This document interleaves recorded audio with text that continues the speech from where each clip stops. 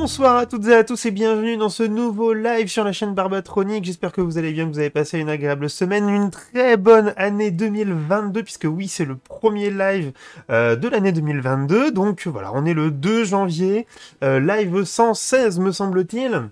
En tout cas, merci énormément, j'en profite, tiens, tant qu'on en est là, pour cette année 2021, parce que, mine de rien, je sais que c'était une année difficile, mais honnêtement, pour moi, c'était l'année où il y a eu plein de changements dans ma vie, dans plein de trucs, quasiment tous les dimanches soirs, vous étiez là, vous m'avez suivi, vous m'avez donné du courage quand ça n'allait pas, on a bien rigolé ensemble, et j'espère que ça continuera pour 2022. Alors, du coup, on était déjà un petit peu présent là, juste avant de démarrer. J'ai déjà dit bonsoir à pas mal de gens, j'ai vu des gens qui sont arrivés. Salut Adèle 3000, dis donc, ça faisait longtemps. Bravo à toi, tu as de temps pour regarder un live. Hein. Écoute, bienvenue. Pas de tasse à café dans les parages. Alors, pour ceux qui ont vu le live la semaine dernière, écoutez, nous revenons en 2022 avec des bonnes résolutions qui éclateront très certainement dès la semaine prochaine. Mais donc ce soir, nous avons un magnifique thermos refermable, voilà, pour continuer de boire du café, mais tout en sécurité. Et nous avons un magnifique ancien vieux clavier de récup, parce que je n'ai pas pu sauver le précédent. Merci Adèle pour ton resub, merci beaucoup. Non, j'ai pas pu sauver le clavier au bout de 3 heures après. Bon, c'était fini, j'ai essayé de l'ouvrir, c'était même pas la peine. Donc bon, c'est pas grave, il a fait son temps, il a eu 10 ans, il était temps de le changer, c'était voilà. Dire que c'était le live de mon premier... Clavier IPX8. Bah écoute, j'ai commencé à regarder, figurez-vous, les claviers étanches. Mais bon, je pense que je vais juste faire attention, quoi. J'ai pas un très grand amour pour les claviers. Voilà, je prends des claviers qui fonctionnent, ce qui est déjà très bien. Partenaire de ce... Bonsoir The Mysterio, bonsoir Uduc. Bonsoir Gaucharade. Attends, ça c'est un truc de ouf. Attendez, 2 secondes, hein. Je corrige mon bot qui fait n'importe quoi. Rip le clavier, bah oui, oui, le clavier n'est plus. Salut Booboy. Bref, bon, du coup, que va-t-on faire ce soir pour ce premier live de l'année? Bah écoutez, un live, somme toute, relativement standard, hein, parce que en fait, j'ai avancé pas mal sur le robot de la Coupe de France de robotique. Donc on va aller voir ça tout de suite. J'ai avancé au niveau de la CAO, mais aussi au niveau de la réalisation. Donc voilà, il est juste à côté. Et puis bah du coup, ça va me permettre de démarrer un peu le live, de vous montrer où j'en suis. Et je ne sais pas trop sur quoi on va partir après, honnêtement, parce qu'il y a plein de trucs à faire, comme d'habitude. Donc on va voir selon le mood du moment, sachant que j'aurai normalement le terrain à modéliser. Alors, il y a déjà une modélisation qui existe en step. Mais bon, je sais pas si je la remodélise sous FreeCAD pour pouvoir faire mes mouvements comme je veux, ou si je la garde en step. Enfin, voilà, il va y avoir 2-3 trucs à regarder.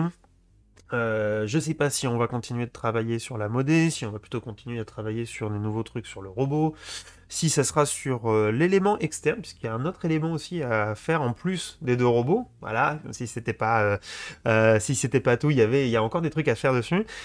Donc je sais pas, on va voir en fonction de comment ça avance. En tout cas, ce qui est sûr, c'est qu'on va commencer par une petite explication de la modé, où j'en suis, ce que vous avez dû voir sur YouTube au niveau de la vidéo que je vais remontrer en direct, parce que du coup, il y a beaucoup de gens qui m'ont posé des questions là-dessus.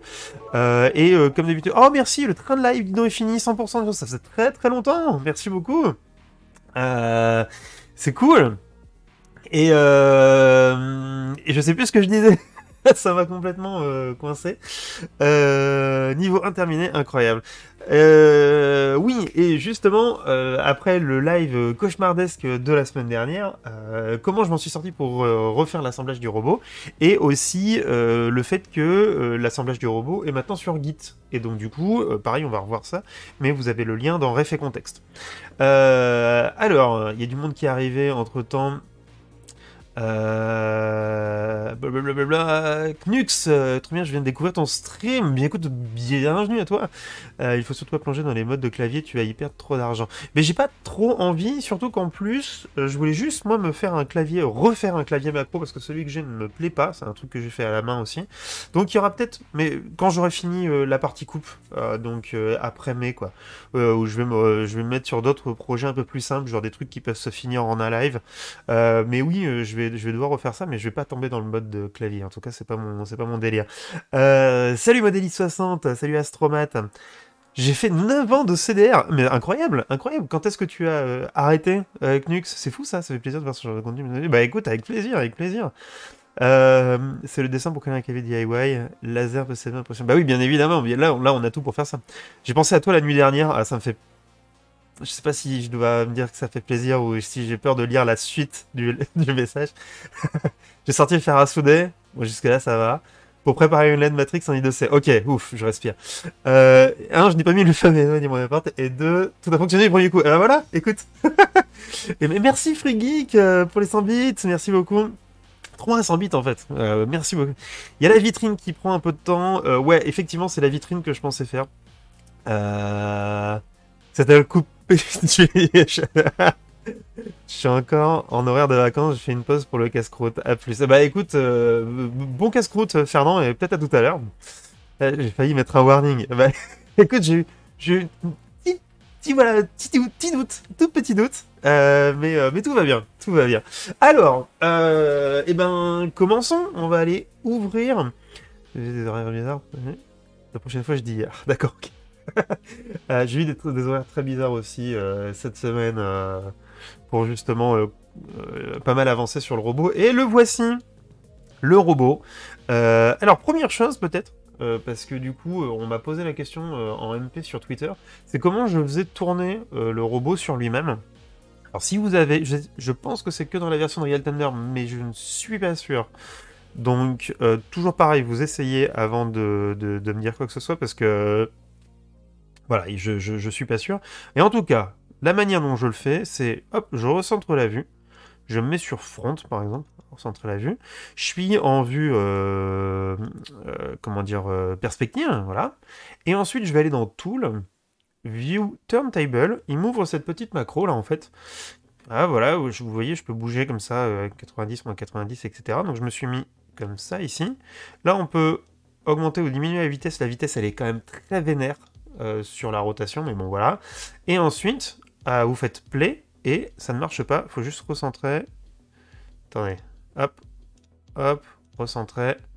Play, voilà, là, c'est bon. Et hop, on se met là, et du coup le truc tourne automatiquement, et du coup c'est pas mal pour faire des petites vidéos, des petits screenshots, et du coup ça permet de visualiser un petit peu mieux la modèle. Alors il y a il y a des petits clips là de transparence, je sais pas encore pourquoi ça fait ça, c'est deux éléments qui sont transparents l'un contre l'autre, alors je suppose que c'est ça qui bloque à voir. Salut Neteagle, salut Hardman. Oula, ma dernière année c'était 2017. Ok, après je suis dans la...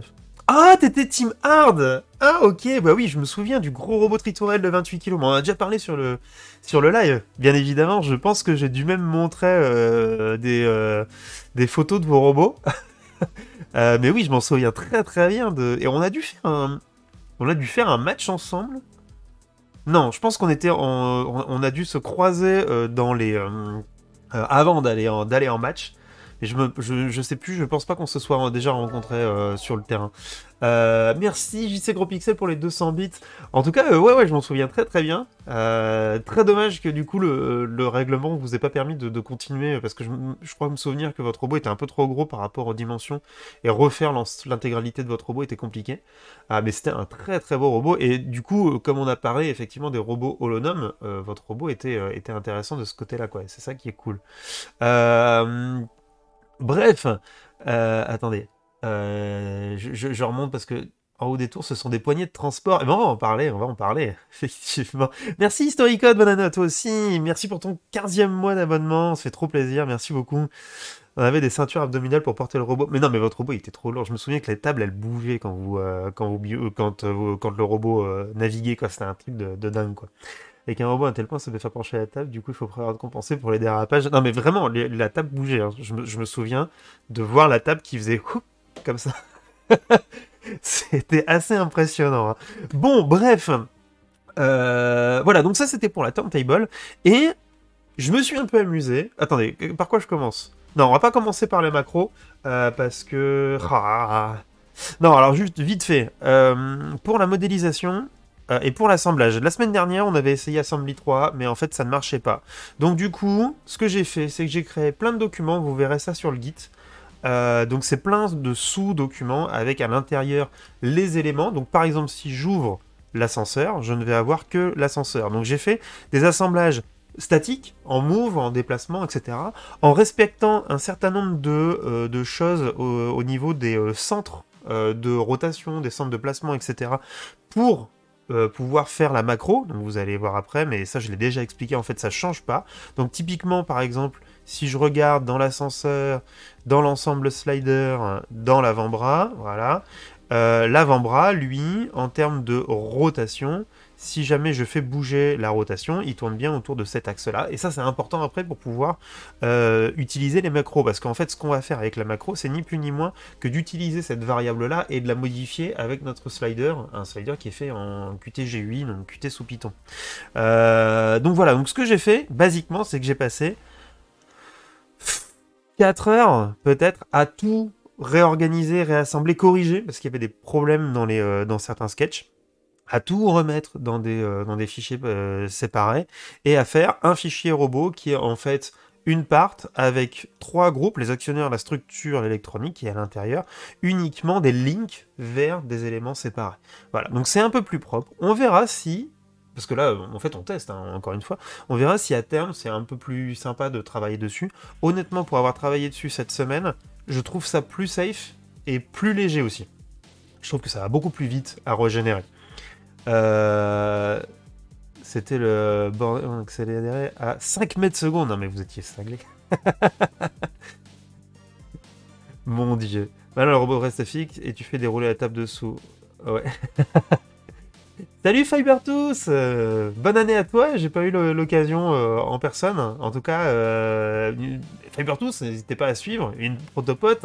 Quand est-ce qu'on pourra partager le truc qu'on a partagé sur le Discord? J'ai pas le droit de le dire. Je fais du teasing un petit peu. Merci Astérix pour les 300 bits. En tout cas, merci du passage, Fiber. Donc voilà, donc... réassemblage total de la structure du robot de cette manière, et j'en ai profité du coup pour continuer à travailler dessus.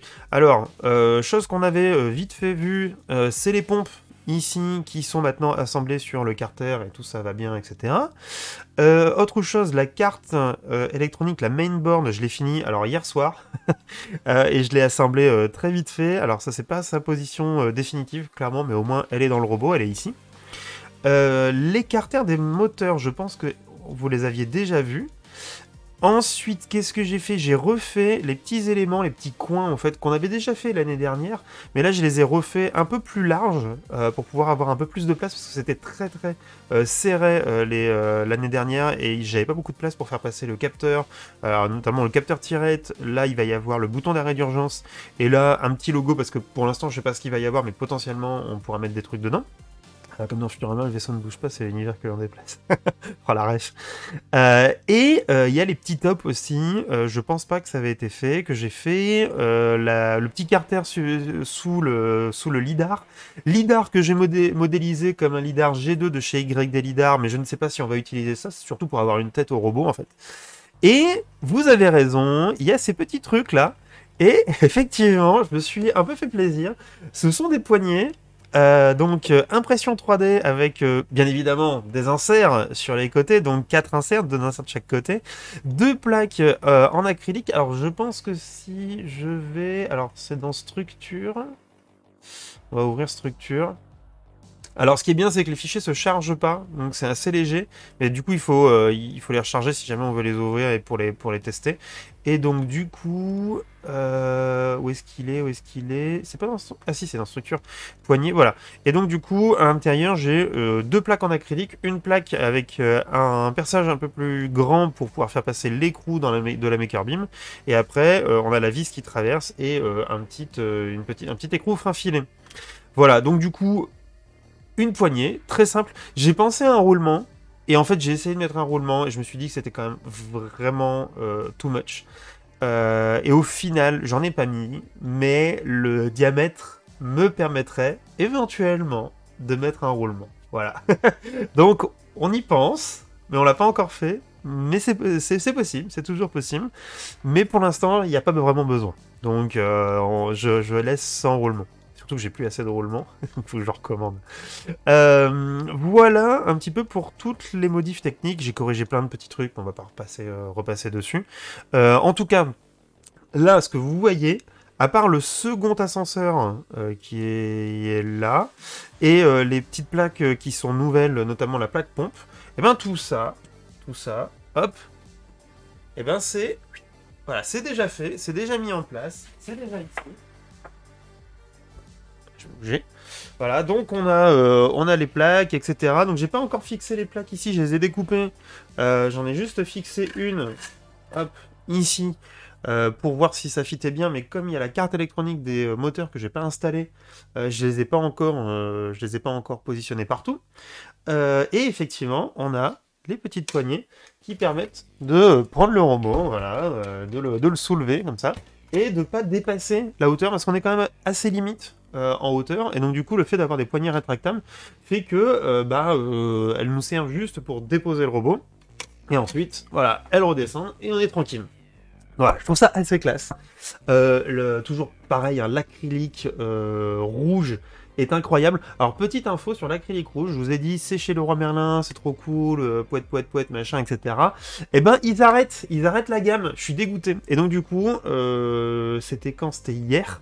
J'ai appris ça avant-hier, et donc hier, j'ai été chercher, en plus des plaques que j'avais déjà achetées, les deux dernières plaques de 3 mm de 2 mètres par 1 mètre qu'ils avaient en stock pour en avoir chez moi. Et donc du coup j'ai calculé que ça faisait 66 plaques au total pour la découpe laser. Donc on a un peu de stock, ça va, pour cette année ça ira.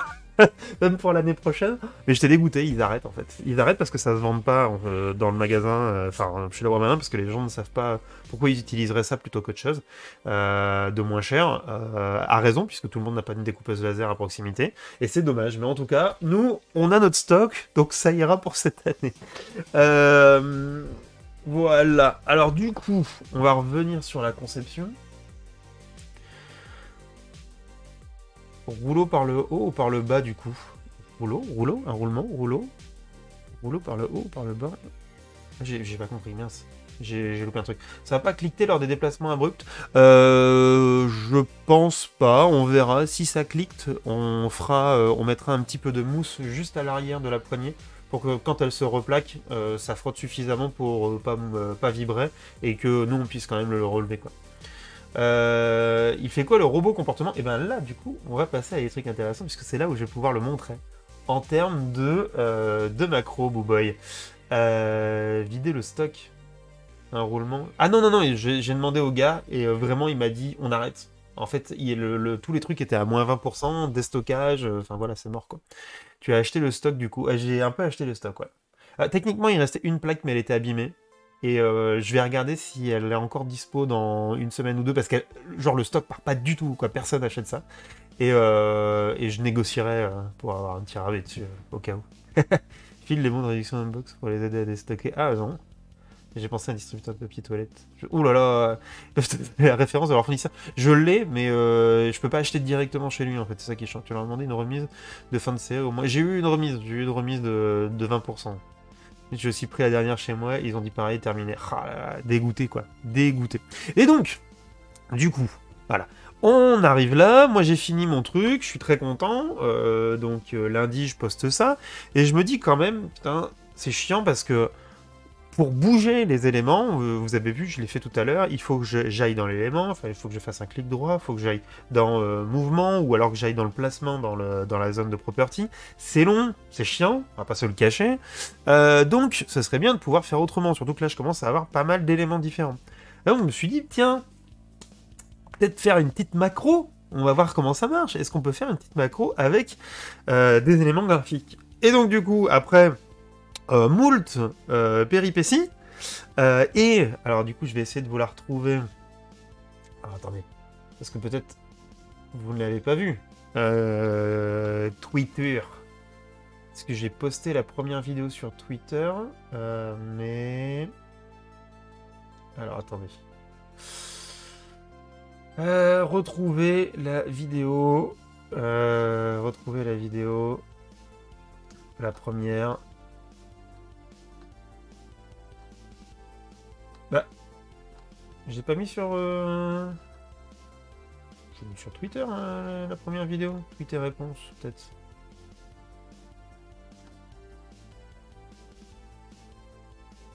Attendez, je deviens fou. Mais si, je l'ai mis sur Twitter. Ah oui, sauf que c'était genre... Voilà. Alors forcément, vous ne pouvez pas le voir. Voilà, c'était ici.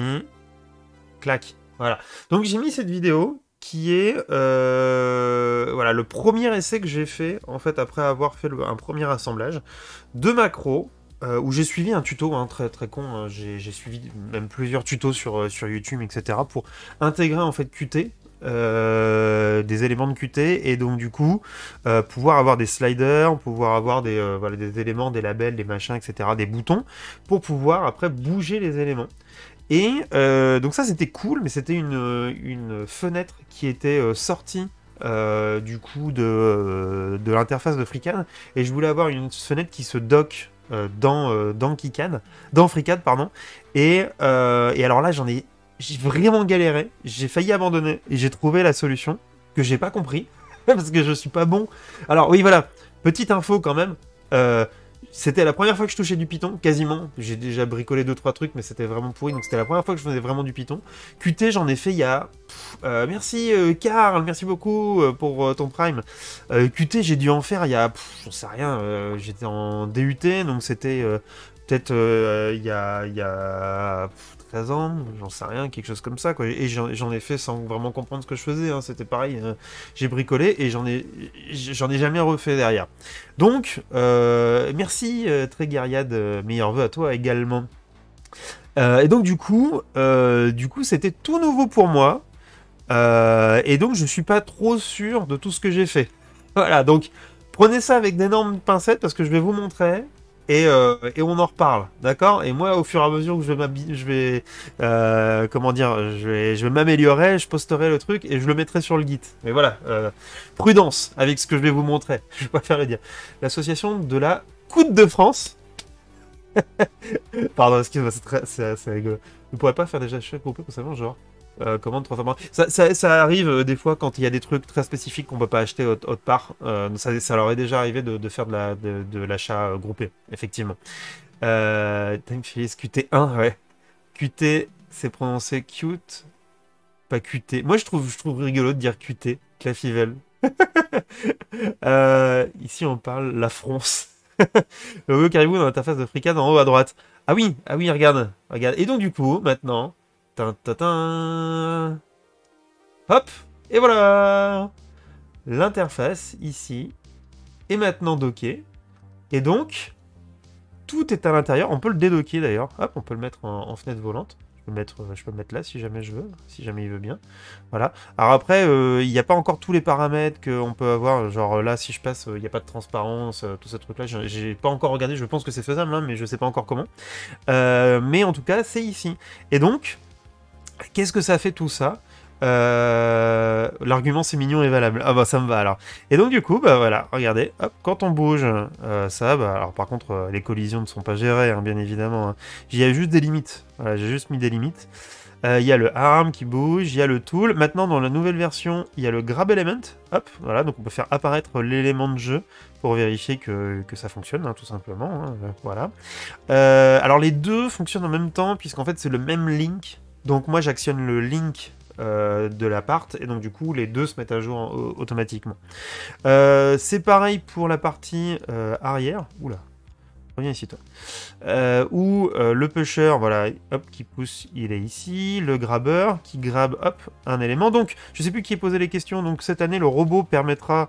on pourra, en fait, choper les éléments de jeu avec trois actionneurs. Donc, celui-ci, c'est le robot qui comportera un actionneur différent de l'autre robot. L'autre robot aura 3 bras type ascenseur.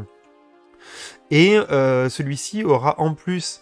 un pusher pour pouvoir pousser 7 éléments de jeu, puisqu'il faut aller le déposer à un endroit du terrain, mais on n'en a qu'un à déposer, donc ça sert à rien d'en avoir deux. Et on a quand même récupéré une place pour pouvoir rajouter un élément de jeu en dessous. Pour la déconne, j'ai voulu tester les checkbox, et donc on peut remonter les... les poignets, voilà, donc ça me fait beaucoup rire. Et surtout, je vous l'ai pas dit, j'ai commencé à travailler sur la trappe batterie. Et donc la trappe batterie, on peut aussi voilà, l'ouvrir. Et donc là, voilà, on a accès à tous les éléments du robot, et c'est plutôt cool. Salut Edgar City, pas de soucis, bonne année à toi, bienvenue. Salut Nico, bonne année. C'est beau. Il y a les bruitages aussi, je pourrais mettre les bruitages. N'oublions pas que c'est du Python. C'est-à-dire que tout ce que vous pouvez faire en Python, vous pouvez le faire là. Voilà, c'est ça qui est important. C'est que moi, ça j'avais pas encore compris ça. Je me suis dit, on peut piloter l'interface. Oui, on peut piloter tout le logiciel. Ah oui, on peut piloter plein d'autres trucs. Ok, mais on peut aussi rajouter des choses de l'externe. Je sais pas, tu vois, typiquement, un truc con, je peux lier FreeCAD à Twitch. Voilà, je sais pas à quoi ça servirait. Genre, vous postez un truc dans le chat, ça peut apparaître sur mon interface FreeCAD. C'est possible. C'est du Python, on peut y aller. Voilà. Vous voyez le délire? Ouais, ça me fait beaucoup rire. Hein. Ça me fait vraiment beaucoup rire. Donc, il n'est pas improbable que je me chauffe dans les mois qui viennent et que je mette en place des trucs à la con. Ok? Voilà. Il fait grave plaisir. Il s'est fait grave plaisir sur la Woko, c'est vraiment excellent. Et donc du coup, oui, effectivement, attendez, parce que moi je me suis dit, attends, on peut faire des trucs comme ça, mais on peut faire des trucs rigolos. Genre par exemple, hop, voilà. Est-ce que tu peux centrer? Oui. Genre par exemple,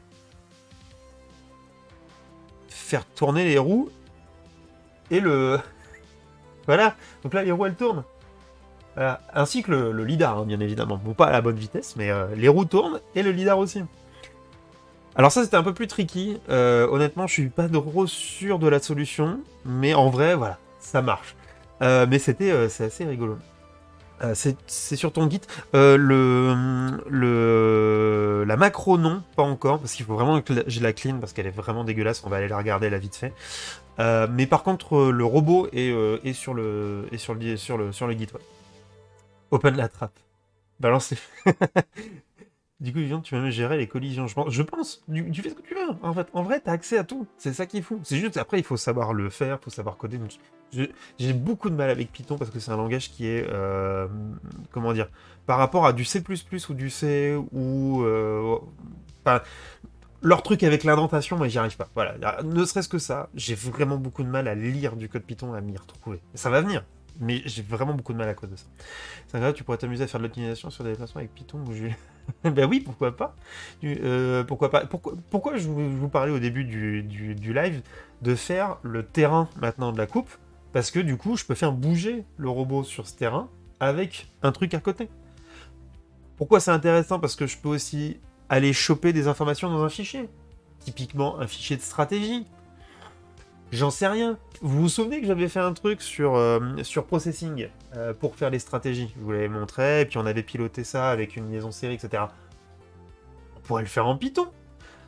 Et une liaison série Python, c'est bon. Ça veut dire que, hop, on le lie au robot. Potentiellement qu'on peut faire des trucs. Voilà.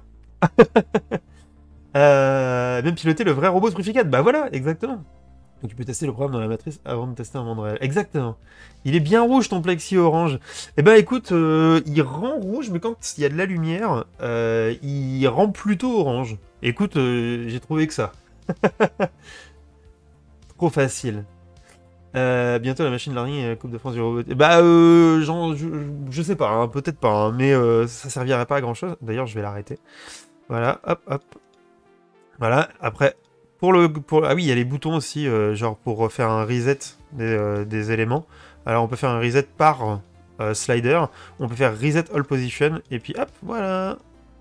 On est reparti à 0, et c'est plutôt pas mal. Pas mal. Le seul problème, vu la thématique, c'est qu'Indy n'aime pas les serpents. Oh, mais putain, mais ça serait... J'ai envie de faire un sticker. Avec un python, avec... Je vais réfléchir. Regarde, on va utiliser Python. Par contre, il faut que je me réhabitue à ce clavier. Ça va être l'enfer. Serpent. Indy.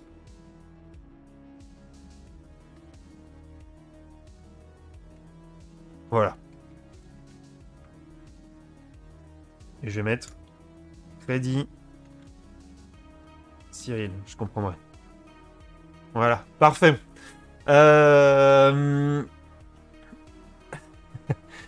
Attention à la souris avec Python, déjà que le clavier a mouru.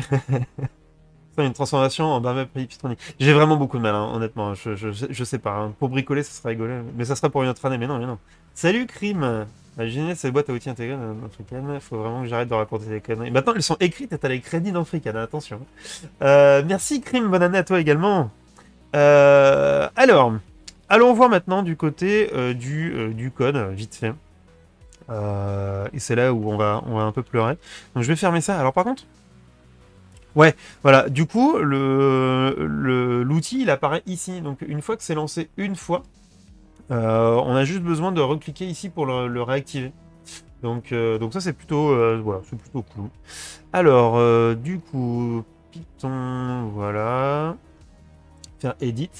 Et donc là, comment vous expliquer ça? Parce que j'ai pas mis beaucoup de... J'ai pas mis beaucoup de commentaires ou quoi que ce soit, donc comment expliquer ça vite fait alors que j'ai pas, même moi-même, pas vraiment compris ce que j'ai fait. Non mais, grosso modo, est-ce que je peux zoomer? Non, je peux pas zoomer. Bon, c'est pas grave. Je sais pas si vous voyez bien dans la rediff, mais je laisserai un peu longtemps ou vous ferez sur pause. En gros, ce qui était important pour pouvoir mettre la fenêtre en dockable, c'était cette partie-là. Voilà, parce que sur la doc FreeCAD, j'ai suivi les exemples de la doc FreeCAD et ça n'a pas marché. Donc j'ai fait un croisement entre la doc FreeCAD, mais je sais pas si c'est moi qui me suis planté et qui n'ai pas compris, ou si c'est une erreur dans la doc. Donc il faut que je recroise ça, parce qu'il y a peut-être quelque chose à modifier dans la doc. Mais en tout cas, ça ne marchait pas. Et donc j'ai croisé ça avec un autre exemple d'un gars sur YouTube qui faisait autre chose, mais que j'aimais pas trop. Et donc en faisant une espèce de morphing chelou, bah écoutez, ça a plutôt bien marché. Donc j'ai ça pour créer une fenêtre. J'ai une classe qui me permet de créer le widget, donc c'est ce qu'on a sur le côté. Et j'ai cette partie-là qui me permet d'avoir ma fenêtre sous forme de widget dockable. Et après, tout à la fin, il y a toute cette partie-là, voilà ici, qui permet de charger le widget, de faire le setup de lui et de l'envoyer et de l'afficher. Voilà. De ce que j'ai compris. Voilà, je vous dis, j'ai pas passé énormément de temps dessus, donc sauf pour créer mes boîtes, etc. Parce qu'une fois que ça a marché, j'y ai peu touché. Mais s'il y a des gens qui comprennent beaucoup mieux ce que Qt et Python et Qt-GUI, machin, tout le bidule font, voilà, je vous encourage d'ailleurs à m'expliquer ce que j'ai fait. Ça m'arrangerait, parce que là, bon voilà, c'est un peu nouveau pour moi. Néanmoins, quand on a ça, quand on a cette structure-là, et la classe, avec le setup UI, tout le reste après, c'est des trucs assez simples, mise en place de boutons, d'objets, etc. Et de réalisation d'interfaces graphiques sous Qt. Pareil, de ce que j'ai compris, parce que du coup, j'ai pas utilisé l'outil Qt Creator comme c'était conseillé dans FreeCAD, dans la doc FreeCAD. Je me suis plutôt penché sur la création de l'interface par moi-même avec Qt-GUI directement dans FreeCAD. C'est peut-être une énorme connerie, parce que du coup, c'est peut-être pas optimisé, mais bon, voilà, c'était l'idée de lire un peu de doc et de comprendre un peu mieux ce que je faisais. Oh, salut Kathleen Fabrique, bonjour, bienvenue à toi. Notre protopote, comment ça va?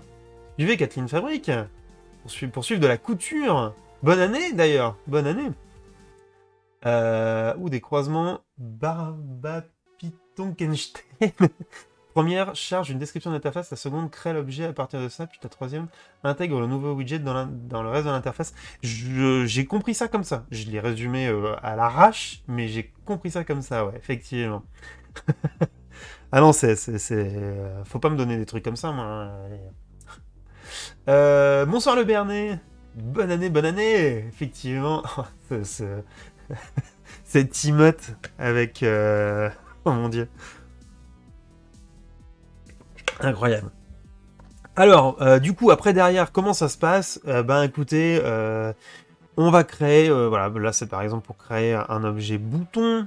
On va créer des objets labels, on va créer des objets slider, quoi d'autre? Checkbox, voilà.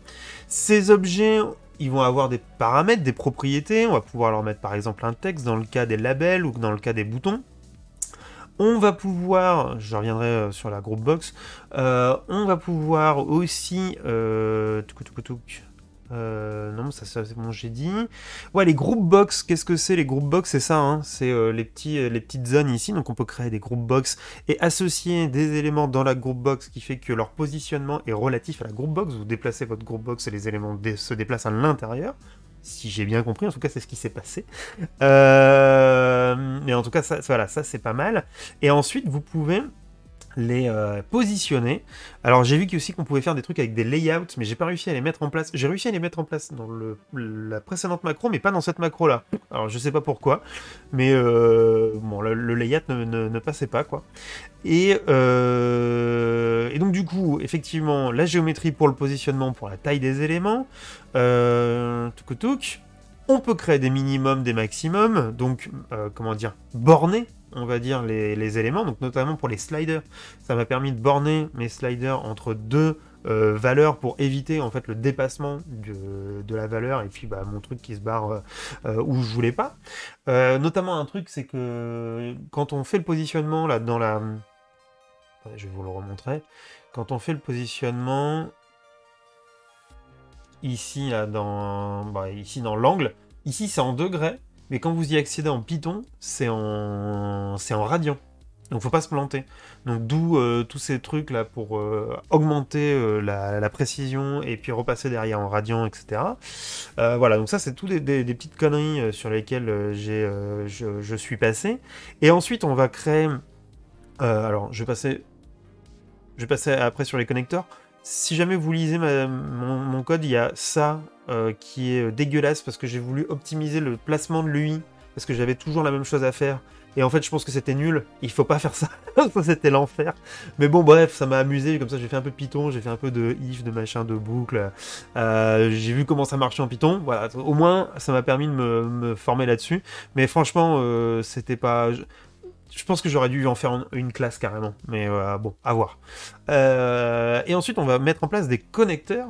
Donc les connecteurs, qu'est-ce que c'est? C'est quand il se passe quelque chose, un événement sur un bouton, sur un slider, mettons par exemple sur le slider, si le slider a été bougé par l'utilisateur, c'est un slider move, et ben ça, on va le connecter avec une fonction, voilà, et qui, dans mon cas, c'est une fonction que j'appelais onSliderElevatorMove, et à chaque fois que le slider va bouger, ce slider-là, et ben du coup, il va aller à cette définition de fonction.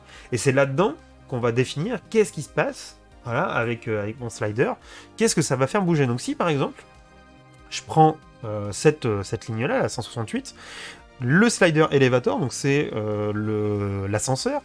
On va aller voir le slider elevator, donc unmoved, voilà, ici. Voilà, et qu'est-ce que je fais? Ici, je récupère la valeur du slider, je la charge dans une variable qui s'appelle val, voilà, et ensuite, je charge, je mets mon focus sur le document ascenseur, je vais me focuser sur la part 0.12. Alors, part 0.12, c'est celle-ci. Alors vous me direz, mais comment est-ce que tu sais que c'est ça, la part 0.12? Eh bien, tout simplement parce que, hop, quand on sélectionne la Python console, la console Python, pardon, et que je sélectionne ensemble slider, vous voyez, hop, part 0.12. Donc je sais que c'est là-dessus qu'il faut que j'actionne. Et si je regarde voilà, le Z, ici, que je le bouge, voilà, il se passe quelque chose, et on retrouve le getDocument, oula, non, fais pas ça. Le getObject, etc., le rotation, etc. Et donc, du coup, je sais que pour y accéder, il va falloir que je travaille là-dessus, quoi. Et donc, je vais fermer ça. Voilà, et donc, du coup, hop, je vais juste, moi, le modifier un petit peu, base zen, c'est-à-dire que je travaille sur zen, et après, je bouge. Oui, bisous à Yodim, effectivement. Je suppose qu'il doit être pas loin. Coucou. Dans notre vie, j'ai fait un petit clic qui permettait de faire des interfaces en mode clic-clic, ça donne un fichier GLAD ou XML qui n'écrit à l'intérieur, ça évite de faire du code Python. Oui, bah voilà, bah en fait, c'est ça le truc, c'est que j'ai compris très rapidement que. Au début, je me suis dit, non, mais vas-y, pour les interfaces simples, je vais le faire à la main. Sauf qu'en fait, non, pas du tout. Parce qu'en fait, très rapidement, tu commences à avoir des conneries dans tous les sens, et franchement, c'est long, quoi, de définir un truc. Donc oui, effectivement, c'est peut-être mieux de passer par Qt Creator. C'est peut-être plus simple de tout conserver dans un seul fichier source. Je sais pas, là je découvre, voilà, donc on verra. Mais en tout cas, pour bouger, alors il y a plein de manières de le faire. On peut le faire avec le document ascenseur. J'ai un vrai boulot de roboticien qui m'attend demain. Bah écoute, merci beaucoup d'être passé, Knux. À très bientôt, hein. Du coup, n'hésite pas, hein, tous les dimanches soirs, hein, on est là à 21h pour parler de robotique. Et si jamais tu veux passer sur le Discord de la Coupe de France de robotique, n'hésite pas à me faire un petit coucou, parce que je pense que tout le monde serait très très content de vous voir passer, même si vous participez pas. Ça peut être très très cool. Voilà, l'invitation est envoyée. En tout cas, merci à toi, encore bonne année, et puis à bientôt. Ça marche, cool. Alors du coup, ouais, envoie-moi un petit MP, comme ça je t'envoie l'invite, ça sera beaucoup plus simple. Où est-ce que j'en étais? Donc c'est pareil pour la rotation. Ah oui, on peut accéder aussi directement au link. Alors j'ai fait ça où? Ouais, ici par exemple, j'ai pas été dans le répertoire, j'ai voulu faire un autre essai, j'ai pas été dans le répertoire, j'ai directement pointé sur le link, et ça marche aussi, ça. Pour les objets, graber les objets, vous savez, grab element, là je vais actionner, par contre j'ai lancé 2 fois, là j'ai actionné la partie visibility, c'est-à-dire que je l'affiche ou je l'affiche pas, par exemple. Voilà, et ensuite, les checkbox, par exemple, grab element, handle et battery box, qu'est-ce que c'est en fait? Alors ça, bouton, on release, mode move, alors où est-ce qu'ils sont? Ah, c'est les checkbox. En gros, ce que je vais juste faire, c'est que je vais appliquer un angle, puis un autre angle. Voilà. Donc après, bah, tout ça, on barbouille, et on a notre interface qui fonctionne. Bref, je mettrai tout ça sur le GitHub assez rapidement, mais honnêtement, ça allait, quoi. Pour quelqu'un qui programme pas souvent, ça a été... le plus dur, ça a été de lier, en fait, les sliders avec les double box à côté, et avec les éléments, etc. Ça, c'était un peu chiant. Mais après, pour tout le reste, honnêtement, ça se fait, quoi. Donc, bah, c'est plutôt cool, en vrai, parce que rajouter le petit truc pour pouvoir ouvrir la box batterie, si ça m'a pris 5 minutes, c'est bien tout ce que ça m'a pris, quoi, en vrai. Donc, c'est une solution qui fonctionne bah, plutôt bien, je trouve, et qui a l'avantage d'être relativement simple une fois qu'on a fait la structure, le squelette de la macro. Voilà, je sais pas s'il y a des questions, si vous voulez que je remonte des trucs, parce que j'ai été un peu vite, mais en tout cas... Ah oui, si, je vous ai pas montré un truc, c'est les roues. Alors pour les roues, en fait, la manière dont je l'ai fait, c'est que j'ai utilisé un timer. C'est tout à la fin. Voilà, en gros, je lance un timer tous les 100 millisecondes. Donc tous les 100 millisecondes, en fait, il y a un timeout qui est réalisé, qui se connecte à la fonction update wheel. Et donc du coup, qu'est-ce qui se passe dedans? Bah, c'est que j'incrémente mon angle et j'applique mon angle. Et la checkbox, elle sert juste à arrêter ou à lancer le timer. Voilà. C'est juste ça. Mais sinon, ça j'ai galéré un peu. Alors faites attention, ah oui, il y a truc très con. Faites attention quand vous travaillez avec les timers, parce que si vous le faites mal, vous avez vite fait... Le timer continue de tourner en fait derrière, et vous avez vite fait, si vous n'avez pas fermé le timer, d'avoir plusieurs timers qui commencent à bouger, et d'avoir une merde infâme qui se passe sur vos fichiers. Donc travaillez sur des copies aux fichiers, et n'essayez pas de faire des trucs trop compliqués, validez-les au fur et à mesure, hein, parce que le timer, j'ai eu des petites surprises, hein. Honnêtement, je m'attendais pas à ce que ce soit aussi violent que ça, hein, pour le coup. Oui, timer dans tous les sens, ça peut être... Ah oui, non, c'était l'enfer. En fait, je voyais ma console à côté, puis tu sais, ça déroulait, puis je voyais plein de timers qui arrivaient, je me dis, mais qu'est-ce que ce bordel? Donc là, tu kills FreeCAD, tu réouvres, parce que je savais pas le killer avec la console Python. Voilà, je savais pas quelle instance de timer avait été lancée, enfin, c'était l'enfer, quoi. Comment t'es venu l'idée depuis la semaine dernière? Bah, j'avais du temps, figure-toi, et ça faisait longtemps que je voulais tester les macros. Et je me suis dit, bah tant qu'à faire, allez, on va essayer. Et puis voilà. En gros, en fait, ça c'est un truc, mais je vous l'ai déjà dit dans... Je crois que je l'avais dit dans une vidéo. Quand vous voulez tester quelque chose, faut essayer de le tester en se disant, je me donne 1 heure, par exemple. Une demi-heure, 1 heure. En tout cas, je me donne 1 heure. Et je me donne un objectif qui n'est pas irréalisable. Donc tu vois, le premier objectif que je me suis donné, c'était faire bouger des éléments avec une macro. Et le deuxième objectif que je me suis donné, c'était de lier ça à un slider. Voilà, j'ai commencé comme ça. En gros, tu fais tes recherches, t'essayes, tu prototypes.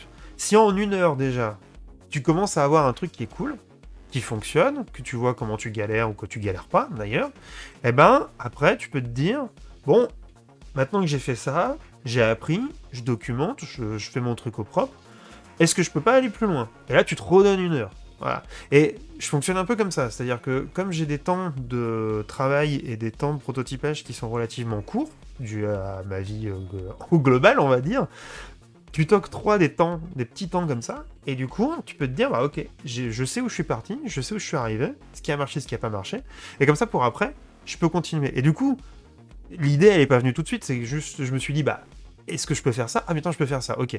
Testons un autre truc. Ah, on peut faire ça aussi, ok. Du coup, et après, tu vois, tu step up, voilà, et dès que t'es bloqué, hop, tu reviens dans un état que tu connais, tu te redonnes une demi-heure, 1 heure, et par exemple, le coup du dockage de la fenêtre, j'y ai pensé assez vite, j'ai essayé pendant 1 heure, ça m'a pourri le cerveau, j'ai pas réussi. J'ai dit ok, je laisse tomber, j'avance sur autre chose, parce que ce sera toujours bon d'avancer sur les sliders, sur les connecteurs, les machins, etc. Et je reviendrai sur le dock plus tard. Et en fait, le lendemain, je suis juste tombé, je me suis redonné 1 heure, je suis juste tombé sur la bonne dock au bon moment, ça a marché, et puis bah voilà, puis après tu déroules, quoi. Merci Joe Lafrite. Extrading, ça peut aussi se faire, je pense. Très certainement, j'en sais rien. Oui, très très certainement, ouais, effectivement. Ouais. J'ai pas appuyé plus que ça, hein, honnêtement. Parce qu'après, je me suis remis sur la CO parce qu'il faut pas déconner, il faut que le robot il avance quand même. Donc c'est genre que généraliser l'intégramme dans FreeCAD. Bien évidemment, bien évidemment. De toute façon, les macros en fait sont déjà largement utilisés et intégrés dans FreeCAD. Donc comme c'est hyper simple de créer une macro, parce que je ne l'ai pas fait avec l'enregistrement, mais vous pouvez aussi le faire en enregistrant des éléments hein, pour créer vos macros. De plus en plus, je pense les gens vont saisir de l'outil et puis bah, se dire bah, finalement ça fait pas si peur que ça, et c'est assez facile, et on peut faire des trucs rigolos, et donc du coup, on va avoir des gens qui codent, pas des gens comme moi, voilà, des gens qui codent vraiment, qui vont faire des trucs de fou. Et c'est déjà le cas. Je pense que j'ai vu, en me documentant et en regardant pas mal de trucs, des gens qui ont commencé à programmer sur des macros parce que c'était simple, et qui en sont venus à faire des ateliers, directement. Donc, oui, je pense que c'est même déjà le cas, en fait, pour le coup. Hop, faire une fois la mode quasi terminée pour la nommage et la liaison des éléments en Python. Oui, alors par exemple, un truc que je voudrais changer, c'est qu'à chaque fois je fais ça à app.get, machin, etc. Je trouve ça pas propre. Donc je pense que je vais faire des définitions où je vais dire, bah voilà, pour changer cet élément-là, enfin, je vais faire des objets, quoi, en fait. Je vais refaire de la. Pour éviter d'avoir à réaccéder à toujours à ça avec des définitions un peu plus propres que juste ça, parce que ça, c'est un peu sale. Tu peux définir plusieurs trucs à plusieurs endroits. Tu sais pas quel est l'état à l'instant T. Ça risque de casser assez vite, quoi, en fait. Voilà. Donc, je vais peut-être modifier tout ça, quoi. Euh... Bonsoir, Space Fury. Après, à quel point les timers, c'est le mal, tu nous expliques que tu utilises des timers dans tes développements. Bah, je t'en prie, Raldoc. En vrai, c'est rigolo comme certaines fois, juste laisser reposer et aborder le problème. Oui, bah, complètement. Complètement. En fait, là, c'était vraiment le cas. Je voulais dire plutôt généraliser dans un atelier. Ah bah voilà, bah du coup, j'ai un peu répondu à ta question, Jonah Fritt. Oui, j'ai l'impression qu'il y a des... en tout cas, il y a eu ce chemin-là. Après, pour certains trucs, t'as pas besoin d'en créer un atelier, au final. Par exemple, il y a l'atelier robot dans FreeCAD, dont je me sers pas, mais qui permet d'implémenter des mouvements d'un robot industriel. Et au début, je me suis dit, mais est-ce que je peux pas partir de ça pour pouvoir modder. Enfin, est-ce qu'il n'y a pas un fichier UML, par exemple, qui décrit le robot et je pourrais décrire mon robot dedans et le piloter? En fait, non, c'est limité au robot 6 axes. Et donc, c'est là où je me suis dit, bah, peut-être un macro. Et puis, bah, voilà. Banco. Bon! Eh ben, écoutez, une petite heure pour ça, hein, quand même, hein, pour vous expliquer où ça en était. Je me dis que je vais peut-être. On va peut-être séparer du coup le live en deux, vu qu'il y a déjà 1 heure là-dessus et que les gens qui regardent, ça va peut-être les intéresser d'avoir uniquement cette partie-là. Donc avant de passer à la suite, ce qu'on va faire, c'est que je vais mettre un petit marqueur, on va se lancer un petit jingle et puis on se retrouve tout de suite après pour la suite du live. À tout de suite.